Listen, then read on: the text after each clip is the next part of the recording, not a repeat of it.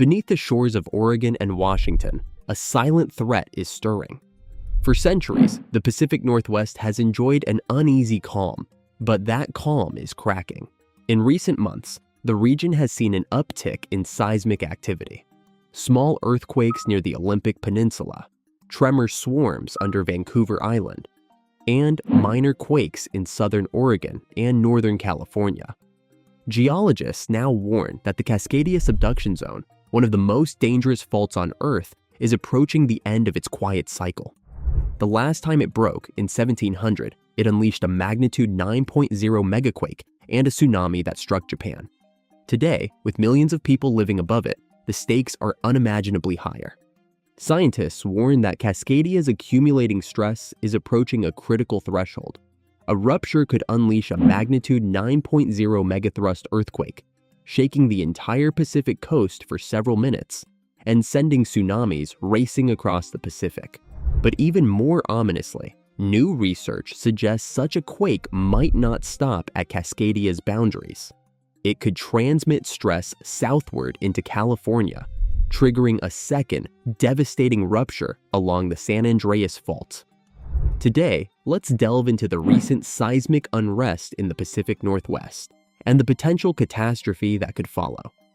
Don't forget to click on that subscribe button and like this video, as it's the best way to support this channel. The Cascadia Subduction Zone stretches for roughly 1,000 kilometers, from Cape Mendocino in Northern California to Vancouver Island in Canada. It is where the small Juan de Fuca plate dives beneath the North American plate, slipping slowly but powerfully into the Earth's mantle. This subduction process is the engine behind the Pacific Northwest's volcanoes, Mount Rainier, Mount St. Helens, Mount Hood, and the source of its greatest threat. For the past few centuries, Cascadia's plates have been locked together. Rather than sliding past each other smoothly, they have become jammed. Pressure builds silently, distorting the land above as the edge of North America flexes upward and eastward. One day, the strain will overcome the friction holding the plates together, and in that moment, the entire margin will lurch westward, releasing centuries of pent-up energy in seconds. The last time this happened was on January 26, 1700. The earthquake that tore through Cascadia was immense, estimated between magnitude 8.7 and 9.2, and the resulting tsunami struck Japan hours later. Geological evidence across the Pacific Northwest, drowned forests, sand deposits, and coastal subsidence confirms the scale of that event. For the people who lived here then, it was an unimaginable catastrophe. For those living here now, it is a chilling prophecy. In recent months, the ground beneath the Pacific Northwest has shown new signs of restlessness. The Pacific Northwest Seismic Network has detected a rise in episodic tremor and slip events, subtle, slow earthquakes that occur deep below the surface. Unlike regular quakes, these events don't cause shaking people can feel, but they signify movement along the deeper parts of the subduction interface, where the plates are beginning to creep.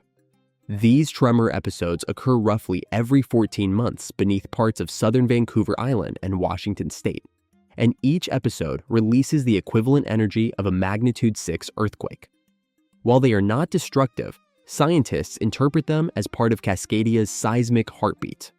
The latest tremor sequences, stronger and longer than usual, have raised eyebrows among seismologists, suggesting the locked zone may be evolving toward instability. Adding to the concern are clusters of micro-earthquakes near coastal Oregon and offshore Northern California, regions considered the shallowest and most dangerous segments of the Cascadia Subduction Zone. In late October, 2 earthquakes struck off the Oregon coast. The first tremor registered a magnitude 5.4 and occurred about 100 miles west of Port Orford. A second tremor followed hours later, measuring magnitude 4.8 as part of a continuing offshore sequence. The timing and location of these earthquakes hint at subtle adjustments within the subduction system, nature's way of redistributing stress before the next major break. The idea that a Cascadia megathrust could trigger a San Andreas earthquake may sound speculative, but it's rooted in physics. Earth's crust is a complex web of interacting faults, and stress changes in one region can influence another, even hundreds of kilometers away. When Cascadia ruptures, the boundary between the Juan de Fuca and North American plates will release massive energy, causing the surrounding crust to deform. This deformation redistributes stress southward toward the Mendocino Triple Junction, where three major plates, the Juan de Fuca plate, Pacific plate, and North American plate, collide in a geologic knot. This junction is essentially the tectonic handshake connecting Cascadia to the San Andreas Fault. During a full margin Cascadia event, that stress transfer could temporarily increase shear stress along the northern San Andreas Fault, particularly near Cape Mendocino. Numerical simulations conducted by the U.S. Geological Survey and several universities in 2025 suggest that in the days or weeks following a Cascadia rupture, parts of the northern San Andreas could experience stress increases equivalent to those preceding past large quakes, such as the 1906 San Francisco earthquake.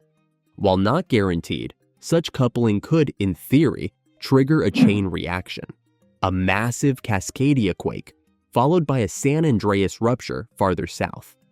In the worst-case scenario, the continent's western edge could experience two megathrust events within months, causing widespread devastation from Vancouver to Los Angeles.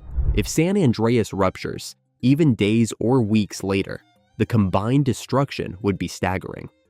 Northern California could experience a magnitude 7.8 to 8.0 event, shaking San Francisco, Sacramento, and the Bay Area. Combined with the Cascadia disaster, it would represent the largest dual fault event in modern U.S. history. The Pacific Northwest is no longer the sparsely populated frontier it was in 1700. Today, more than 15 million people live within Cascadia's impact zone, including major urban centers like Seattle, Portland, and Vancouver. A full-scale rupture would devastate these cities. Ground shaking could last for up to 5 minutes, collapsing older buildings and crippling bridges and highways. Ports and airports along the coast would likely be destroyed or rendered unusable. The tsunami, arriving within 15 to 30 minutes, could reach heights of 20 to 30 meters, sweeping across low-lying coastal communities and pushing far up river valleys. Infrastructure experts warned that recovery could take years.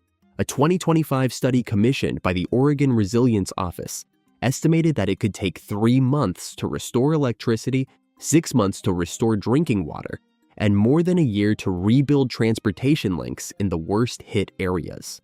And that's assuming the disaster is confined to Cascadia.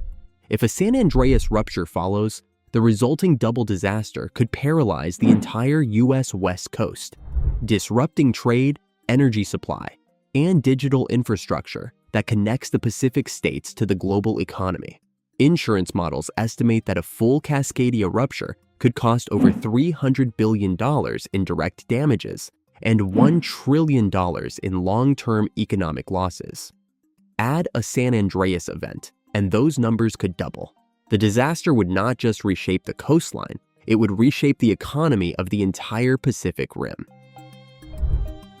Despite decades of study, one truth remains immutable. No one can predict earthquakes. Scientists can identify zones of high probability and monitor warning signs, but the exact timing of rupture remains elusive. Still, the Pacific Northwest is not unprepared. In recent years, state and local governments have expanded Shake Alert, the West Coast's earthquake early warning system. New tsunami evacuation routes, reinforced schools, and public drills are gradually improving resilience. But experts caution that current efforts still fall short of what's needed for a magnitude 9.0 event. The biggest challenge is complacency. Because Cascadia has been quiet for so long, the threat feels abstract. Yet geological records show that the interval between full margin ruptures averages roughly 500 years, with variability between 200 and 900. At 325 years since the last event, the region is squarely within the expected window. The Pacific Northwest today stands eerily similar to Japan before 2011. technologically advanced, densely populated, and aware of the danger, but not fully ready for its magnitude. The Tohoku disaster transformed Japan's approach to preparedness. Many scientists hope Cascadia's warning tremors will do the same for North America before the ground actually breaks. In that sense, the region's recent seismic unrest is both a warning and an opportunity. It reminds us that the planet is alive, restless, and capable of unimaginable power, but also that human foresight can mitigate nature's fury. The data pouring in from seafloor sensors, GPS arrays, and machine learning models offers humanity its clearest window yet into the slow buildup of catastrophe. Whether that knowledge is enough depends on how seriously it is acted upon. If Cascadia breaks, it will not just be a Pacific Northwest event, it will be a continental reckoning, one that could ripple down the San Andreas and across the Pacific, testing every system modern civilization has built along the ocean's edge. The question is not if the big one will come, it's whether we will be ready to face it when it happens.